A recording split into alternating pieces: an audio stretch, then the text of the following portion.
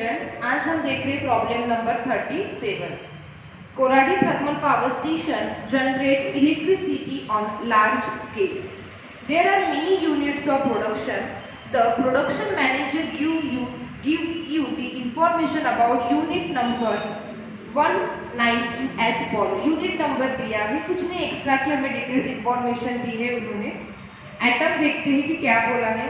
Coal consume per day 1200 quintals at the rate 100 per quartile. कोल का खर्चा उन्होंने बता दिया है वहाँ पे पर क्वार्टाइल 100 रुपीज का है बोलते हैं, और वैसे उनको 1200 बुलाने हैं. और ऑयल का बताया है, लुब्रिकेंट पर डे जो भी एक्सपेंडिचर यहाँ पे दिखाई दे रहे हैं वो एक दिन के वहाँ पे दिए हैं उन्होंने. 200 लीटर ऑयल लगेगा और रुपीस मार्केट में पर लीटर कितना रेट बताया है उन्होंने 15 रुपए. वाटर 20 लाख लीटर लगेगा बोलते, और 20 lakh litre at the rate ₹1 और पर 100 लीटर पर डे. ठीक है, एक दिन का पर डे का ₹1 का खर्चा आएगा और 1 रुपए में 100 रुपीज लीटर आपको वाटर मिलेगा. वैसे आपको 20 लाख लीटर का निकालना है. Coal handling charges 1% cost of coal. जितना कॉस्ट ऑफ कोल है उसका 1% हमें निकालना पड़ेगा. कोल हैंडलिंग चार्जेस मतलब उसको संभालने के लिए भी जो एक्स्ट्रा का खर्चा लग रहा है वो है वो. Cost of steam boiler ₹15,000 which has the scrap value of ₹10,000. Cost of steam boiler 15 lakh उन्होंने कॉस्ट बताई है, उसकी स्क्रैप वैल्यू बताई है उन्होंने 10,000 रुपए. The life of boiler is 15 years. ठीक है, तो उसकी लाइफ कितनी बताई है, कुछ नहीं है, वो एक तरह का असेट ही है जो मतलब इलेक्ट्रिसिटी क्रिएट करने के लिए वो यूज कर रहे होंगे. ठीक है, तो उसकी कॉस्ट बताई है. स्क्रैप वैल्यू मतलब जब उसको 15 साल के बाद बेचने के लिए जाएंगे 10,000 रुपए मिलेंगे, ऐसा वहां पे बोला है. तो इसका यूज होगा डेप्रिसिएशन कैलकुलेट करने के लिए.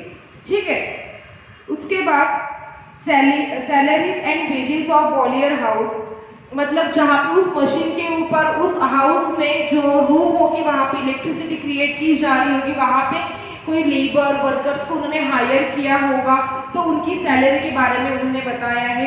3 अनस्किल्ड लेबर उन्होंने हायर किए हैं जिनकी सैलरी है 1500 रुपए पर मंथ, और 2 स्किल्ड लेबर हायर किए हैं जिनकी सैलरी है 2,100 रुपए पर मंथ. 2 मैकेनिक्स रखे हैं उन्होंने जिनकी सैलरी है 6,000 रुपए पर मंथ. तो उन्होंने लेबर्स और मैकेनिक जो हायर किए हैं वो इलेक्ट्रिसिटी के बॉयलर हाउस के लिए या फिर उस रूम के लिए जहाँ पे वो इलेक्ट्रिसिटी क्रिएट की जा रही है वहाँ पे इतने एम्प्लॉइज काम कर रहे हैं, उनकी सैलरी एक्सपेंडिचर उन्होंने दिया. एडमिनिस्ट्रेशन चार्जेस 2,700 रुपए per month. Generation plant cost ₹29,56,500. Depreciation वो प्लांट है जैसे कोराडी थर्मल पावर स्टेशन वहाँ पे उन्होंने बताया है वो जगह है, उसका भी उन्होंने कॉस्ट बताई है. लैंड मतलब वहाँ की जो लैंड है उसकी, और 29,56,500 उसकी कॉस्ट है उस प्लांट की, उस लैंड की, उस जगह की. और 10% डिप्रिशिएट मतलब असेट है, कोई भी असेट डिप्रिशिएट हो सकती है. ठीक है, तो 10% पर एनम इसका यूज होगा. कॉस्ट दी है मतलब और डिप्रिसिएशन दिया है, तो कॉस्ट का किस लिए दी जाती है, डिप्रिसिएशन कैलकुलेट करने के लिए. Repairs and maintenance of boiler and generating plant ₹6,000 per month. ठीक है, उन्होंने रिपेयर एंड मेंटेनेंस का मतलब जो जगह है प्लांट या फिर लैंड हम बोलेंगे वहां पे रिपेयर और मेंटेनेंस का 6,000 रुपए मंथली खर्चा आ रहा है. Salary and wages of generating plant. ठीक है, प्लांट जनरेट करने के लिए वो जगह पे किसी को उन्होंने हायर किया है. पहले ऊपर जो दिया था उन्होंने बॉयलर हाउस पर्टिकुलर उस लैंड पे वो इलेक्ट्रिसिटी जनरेट हो रही वो डिपार्टमेंट अलग होगा, और उस जगह पे उस प्लांट पे वो लैंड जो है उसके लिए केयर टेकर या फिर उसको संभालने के लिए उन्होंने अलग लोग हायर किए हैं. तो उसके बारे में उन्होंने बताया है कि 20 अनस्किल्ड लेबर है जिनको 1,500 रुपए पर मंथ सैलरी दी जा रही है. 10 स्किल लेबर है जिनको 2100 पर मंथ सैलरी दी जा रही है, और 4 सुपरवाइजर हायर किए जिनको 6000 पर मंथ सैलरी दी जा रही है। उसके बाद दिया है cell of ash ₹13,000 per month. अभी ये ऐश मतलब क्या होता है? कोयला का जो कोयला है ओरिजिनल, उसका जो जिसको हम बोलते हैं भूसा वगैरह जो बोलते हैं वही पार्ट होता है ऐश, मतलब चूरा है एक तरह का। कोयला का जो वेस्ट मटेरियल चूरा हो जाता है उसको हम सेल करेंगे, बराबर। अभी कोयला परचेज करके लेके आ रहे हैं, ट्रक में भर के हमने कोयला लेके आ गए, तो जो अपने काम का है वो हमने जो अच्छा मटेरियल है ओरिजिनल मटेरियल हमने निकाल लिया, जो चूरा है जो वेस्ट मटेरियल है उसको हम सेल किया है, हमने सेल किया है, जिसके हमें मिले हैं 30,000 30,000 रुपए मिले हैं पर मंथ, मंथली मिले हैं। ठीक है, सेल कर रहे हैं मंथली, ऐश मतलब वही चूरा। आगे number of unit electricity generate 2 lakhs per day. याद कीजिए मैंने यहाँ पे बताया था आपको, जितना टोटल किलोमीटर लिखोगे उतना ही बेस पीरियड, तो वो कंसेप्ट यहाँ पे भी इलेक्ट्रिसिटी में भी यूज करना है। प्रोडक्शन जितना लिखा उतना ही बेस पीरियड लिखना है। तो उन्होंने क्या बोला है, number of units electricity generate 2 lakhs per day. एक दिन में 2 लाख यूनिट्स जनरेट कर रहे हैं बोलते। ठीक है, तो यहाँ पे हम बेस पीरियड कितना लेंगे, तो बेस पीरियड भी हम 1 डे का लिखेंगे, मतलब पर डे का ही लिखेंगे। ठीक है, लिखिए 1 डे, एक दिन का हमें यहाँ पे खर्चा लिखना है। क्यों? क्योंकि यूनिट्स जो दिए हैं उन्होंने एक दिन के दिए हैं। उसके बाद दिया है interest on capital 12% per annum. ठीक है, इंटरेस्ट ऑन कैपिटल मतलब पैसा मार्केट से उठाया होगा या फिर लिया होगा, उसके ऊपर हमें इंटरेस्ट कैलकुलेट करना पड़ेगा। तो वो प्रॉब्लम में आपको समझ जाएगा। क्या पूछा है क्वेश्चन में, calculate cost per unit of electricity generate. कितनी कॉस्ट लगेगी पर डे पर यूनिट के पीछे। 2 लाख यूनिट हम बना रहे हैं, एक यूनिट के पीछे हमने कितनी कॉस्ट लगाई है, खर्चा किया है, वो हमें पता करना है। प्रॉब्लम बड़ा सिंपल है, सिर्फ लेंथी है, लिखते लिखते ही आप कैलकुलेशन करना है, कैलकुलेशन में गड़बड़ नहीं होनी चाहिए। सिंपल है प्रॉब्लम, एक के नीचे एक आइटम लिखते जा रहे हैं, टोटल 13 आइटम से एक के नीचे एक करके हम लिखते जाते हैं। तो अभी आप क्या कीजिए, वीडियो को पॉज कीजिए, टेबल प्रिपेयर नहीं किए होंगे तो टेबल प्रिपेयर कीजिए। Problem number 37, statement of operating cost, production और 2 लाख यूनिट्स और बेस पीरियड लिखना है 1 डे। उसके बाद सीरियल नंबर, पर्टिकुलर्स, अमाउंट लिखना कंपलसरी है। तो अभी हम कैलकुलेट करेंगे कोल। पहला आइटम है हमारा कोल, कितना बताया है उन्होंने कोल पर डे 1000। तो कोल के बारे में उन्होंने बोला है, लिखिए फर्स्ट आइटम कोल, कितना खर्च किया है उन्होंने, क्या बोला है पर डे, एक दिन का ही दिया है उन्होंने 1200 क्वांटाइल, ₹100 पर क्वांटाइल। तो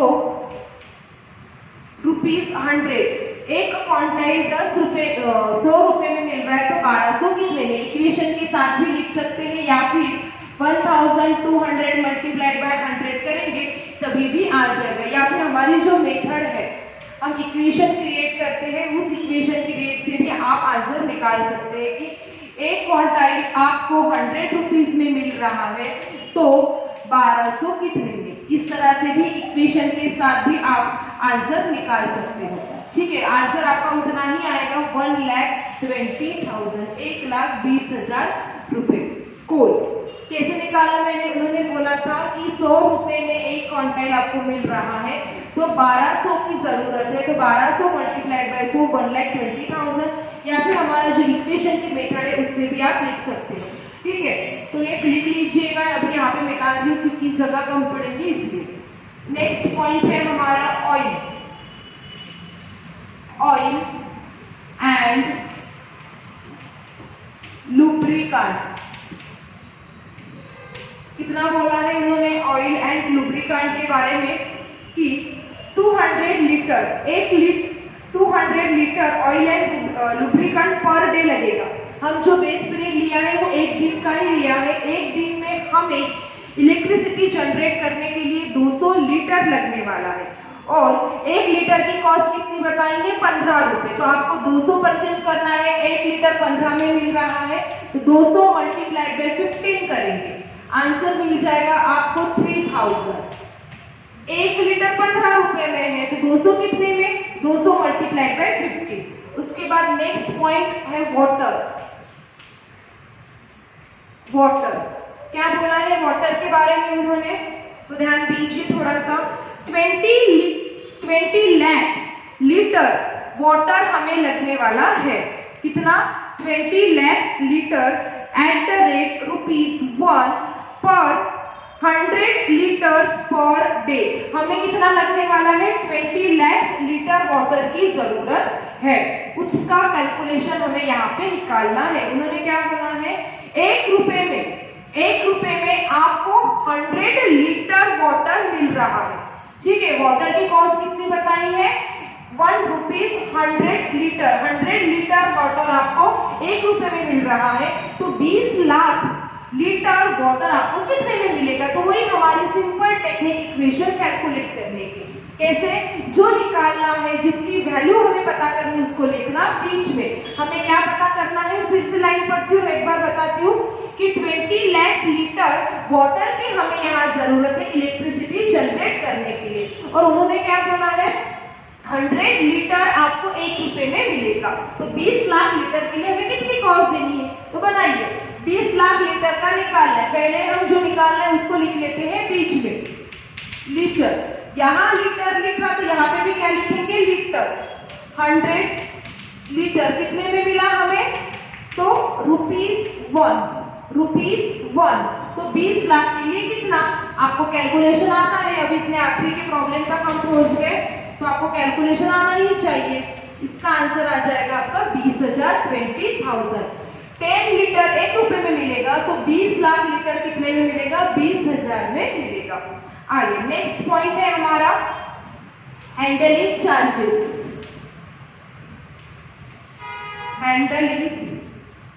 हैंडलिंग चार्जेस है, हैंडलिंग चार्जेस किसके ऊपर निकालना है बोलते, कॉस्ट ऑफ कोल।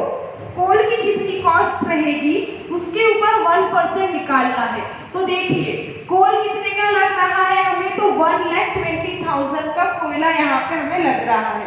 हम मार्केट से 1,20,000 का कोयला हम परचेज करके लेके आ रहे हैं, उसके ऊपर हमें क्या निकालना है 1% हैंडलिंग चार्जेस निकालना है।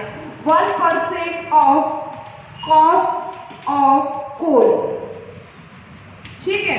कितना है कॉस्ट ऑफ कोल, तो 1,20,000, उसका 1% निकालिए, आंसर आ जाएगा आपका 1,200। कोयले का जितना कॉस्ट है उसका 1% हमें हैंडलिंग चार्जेस लग रहा है। Next point depreciation. डिप्रिसिएशन का सिंपल है, सिर्फ ध्यान रखना है कि हमें जो एक्सपेंडिचर लिखने हैं वो एक दिन के लिखने हैं, पर डे के लिखने हैं। तो देखिए क्या बोला है डिप्रिसिएशन के बारे में उन्होंने, cost of steam boiler ₹15 lakh, 15 lakh का स्टीम बॉलियर है बोलते, which has the scrap value ₹10,000। इसका ये मतलब है जब हम 15 साल के बाद, मतलब उसकी जब लाइफ खत्म हो जाएगी तब हम उसको बेचने के लिए जाएंगे, तो 10,000 रुपए हमें मिलने वाले हैं। तो कैसे निकालते हैं हम उसको, 50 lakh minus 10,000 divided by 15 years, 15 साल। तो 15 लाख में से माइनस कीजिए पहले 10,000, फिर उसमें से डिवाइड कीजिए 15 ईयर्स, आपको जो आंसर मिलेगा वो मिल जाएगा 1 साल का। कितना, 99,333.33 आ रहा है। क्लियर, कैसे निकाला मैंने डिप्रिसिएशन के लिए, उन्होंने बॉलियर की कॉस्ट बताई है, असेट ही है एक तरह का इलेक्ट्रिसिटी जनरेट करने के लिए, जिसे हम पैसेंजर के इसमें बस की असेट यूज कर रहे थे, वहां पे उन्होंने बॉलियर्स करके एक असेट वहां यूज की जा रही है। उसकी कॉस्ट है 15 लाख, माइनस की स्क्रैप वैल्यू लाइफ दी उन्होंने 15 ईयर्स की, ठीक है। तो कितना आया हमारा साल भर का कॉस्ट कितनी आई 99,333.33। तो अभी ये हमें मिला है डेप्रिसिएशन पूरे साल भर के लिए, हमें निकालना है एक दिन का। तो हम सबसे पहले क्या करते हैं, इसको मंथ में कन्वर्ट कर लेते हैं। ये एक साल का है, पहले एक महीने में हम उसको कन्वर्ट कर लेते हैं। तो डिवाइडेड बाय कितना करना पड़ेगा 12। आंसर आ जाएगा आपका 8,278। 8,278।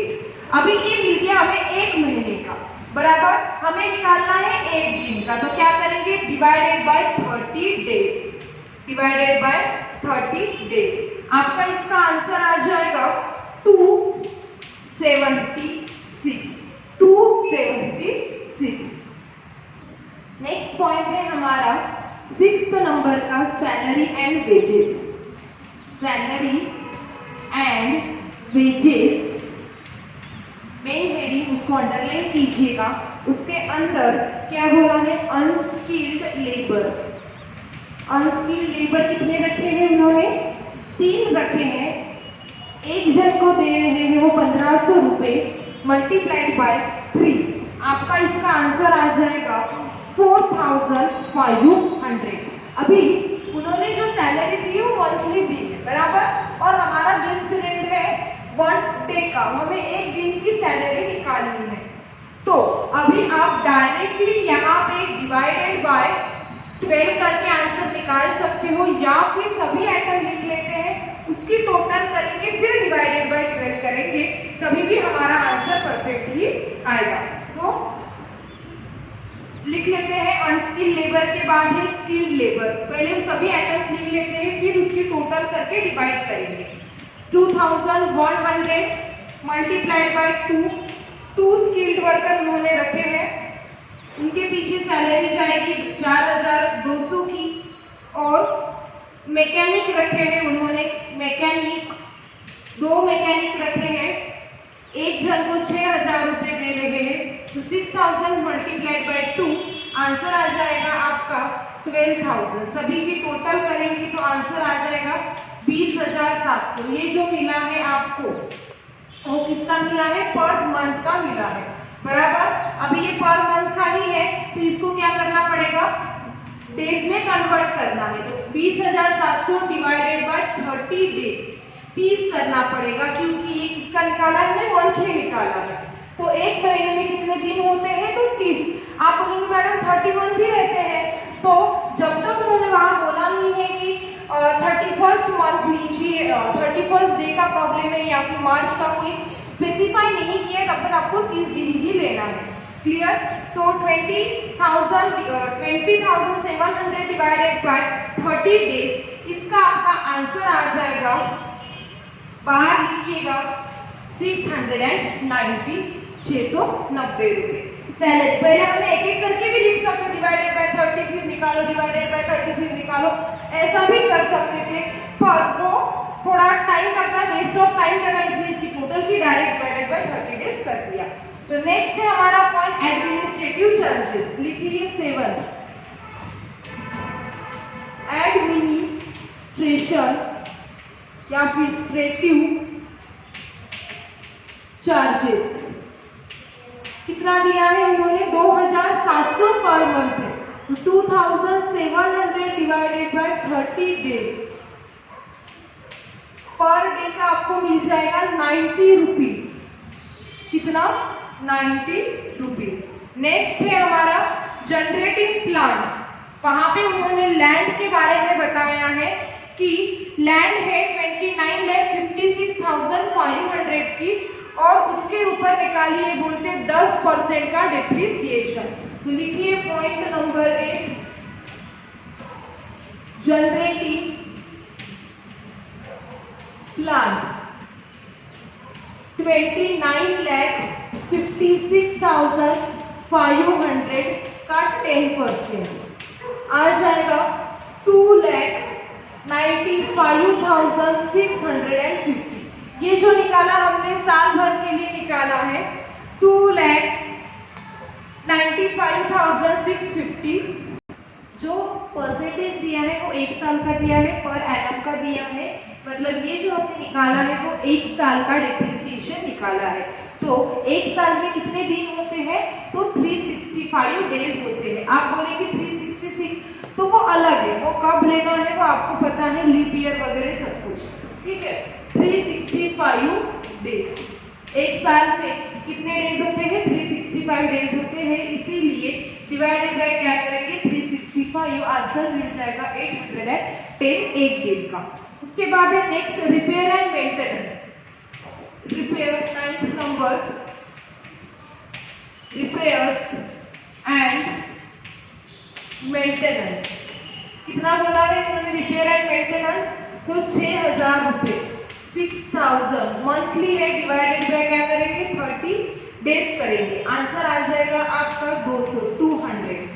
नेक्स्ट है salary and wages, 10th number का पॉइंट, सैलरी एंड वेजेस। यहाँ पे भी उन्होंने अनस्किल्ड, स्किल और सुपरवाइजर की सैलरी बताई है, तो पूरे आइटम्स लिख लेते हैं, फिर हम उसकी टोटल करके डायरेक्ट डिवाइड करेंगे। ए अनस्किल्ड लेबर, कितना बोला है उन्होंने? 20 अनस्किल्ड लेबर रखे हैं, एक के पीछे 1500 रुपए खर्च कर रहे हैं, 30,000 रुपए, 30,000, तो आंसर आ जाएगा 30,000। उसके बाद स्किल्ड लेबर उन्होंने रखे हैं 10, उनकी पर लेबर सैलरी रखी है 2,100 रुपए, उनके पीछे जा रहे हैं 21,000, 21,000।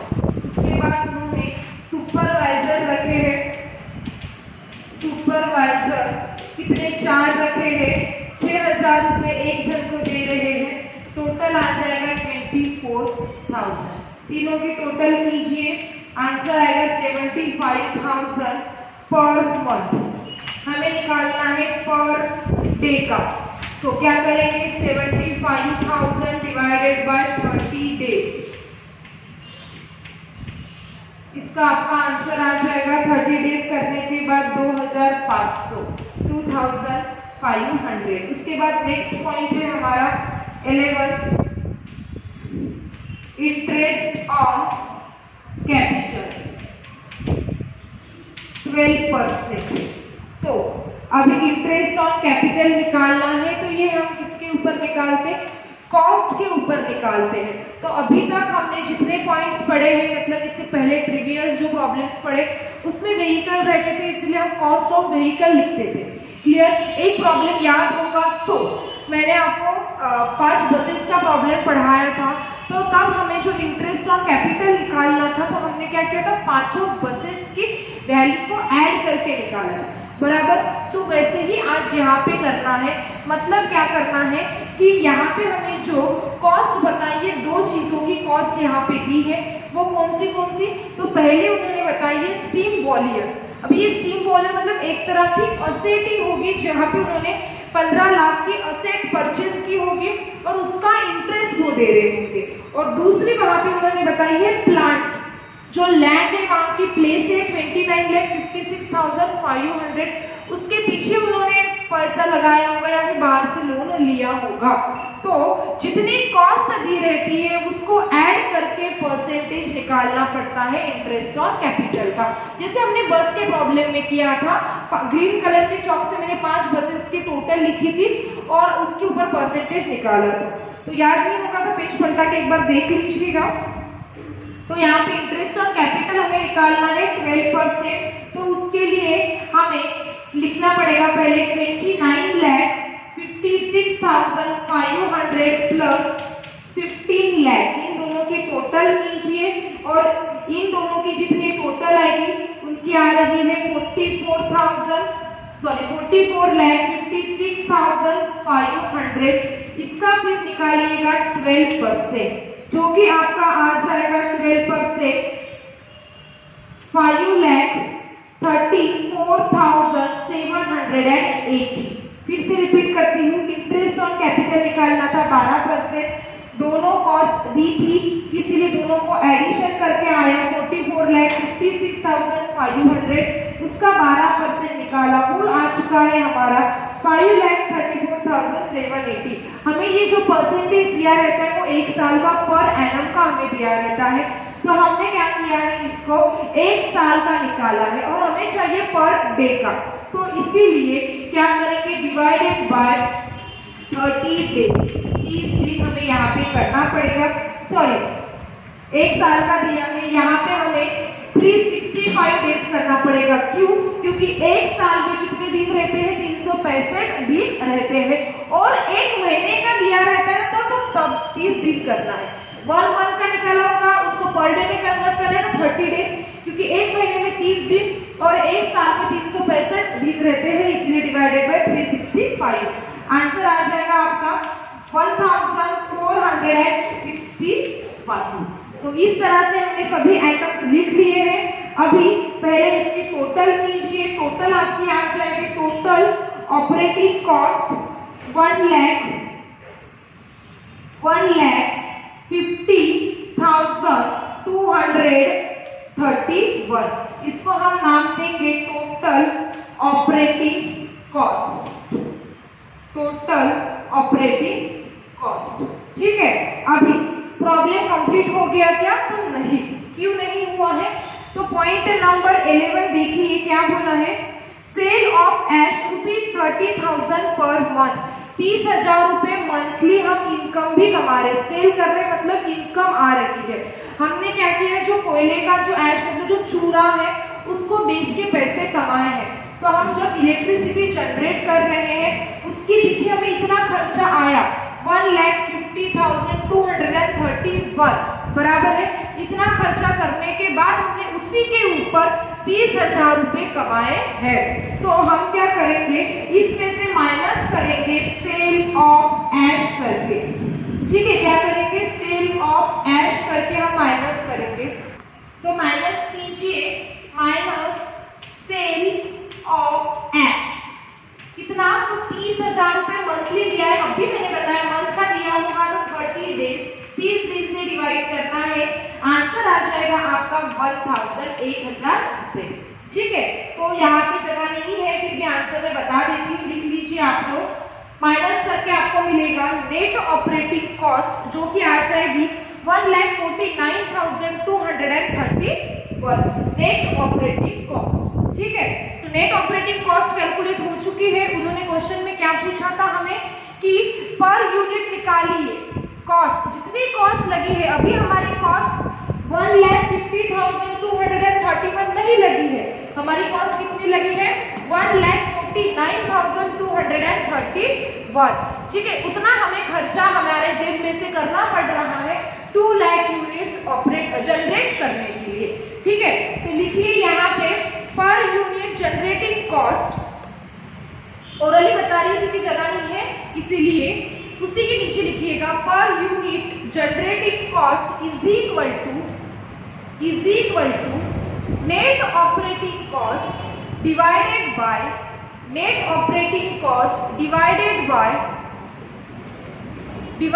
Bye total production unit. कितने हैं, नेट ऑपरेटिंग कॉस्ट है 1,49,231 डिवाइडेड बाय कीजिए प्रोडक्शन यूनिट कितने हैं हमारे, 2 लाख, 2 लाख। आंसर आ जाएगा आपका इसका 0.75 रुपीज, 0.75। तो इस तरह से आज हमारा एक सिंपल सा प्रॉब्लम कंप्लीट हुआ, पर ये पेपर में आ चुका है। ठीक है, 2 साल की ही बैच थी, उसी पेपर में आया था ये प्रॉब्लम। तो मेजॉरिटी आप लोग गलत करते हो, ये यहाँ तो बराबर करते, या आखिरी का पॉइंट लिखना ही भूल जाते हो। इसलिए इस तरह का जब कभी पॉइंट आता है तो स्टार्ट ना करके रखिएगा। तो नेक्स्ट वीडियो लेक्चर में हम देखते हैं नेक्स्ट वीडियो लेक्चर में हम देखेंगे प्रॉब्लम नंबर 38। सिंपल है, फिर भी यहाँ पे जितने भी प्रॉब्लम है इलेक्ट्रॉनिक के मैं करके ही दे रही हूँ, क्योंकि सिंपल प्रॉब्लम ही मेजॉरिटी पेपर में आते हैं और आप लोग गलत करते हो इसीलिए। तो नेक्स्ट वीडियो लेक्चर में हम देखते हैं प्रॉब्लम नंबर 38। तो स्टेटमेंट बना के रखिए, प्रॉब्लम को पढ़ के रखिए और जिनको आता है वो खुद से भी सॉल्व करने की कोशिश कर सकते हैं। Thank you.